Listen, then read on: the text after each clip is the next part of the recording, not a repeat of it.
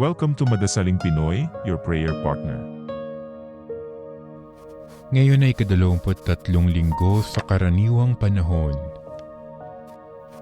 Ang mabuting balita ng Panginoon ayon kay San Lucas. Noong panahong iyon, sumama kay Jesus ang napakaraming tao.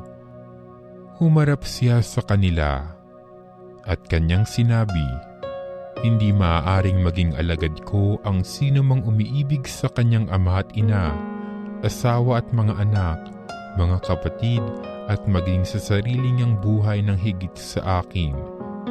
Ang sino mang hindi magpasa ng sariling krus at sumunod sa akin ay hindi maaaring maging alagad ko.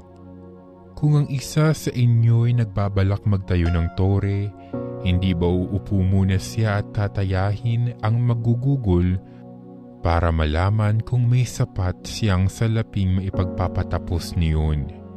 Baka mailagay ang mga pundasyon, ngunit hindi naman maipatapos. Siya ay kukutyain ng lahat ng makakikita nito. Sasabihin nila, nagsimulang magtayo ang taong ito, pero hindi na ipatapos.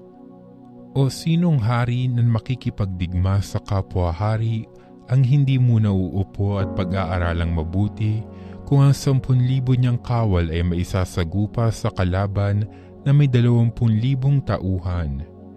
At kung hindi niya kaya, malayo pa ang kalaban ay magsusugo na siya ng mga kinatawan upang makipagkasundo. Gayon din naman, hindi maaaring maging alagad ko ang sinuman kung hindi niya tatalikdan ang lahat sa kanyang buhay." Ang mabuting balita ng Panginoon.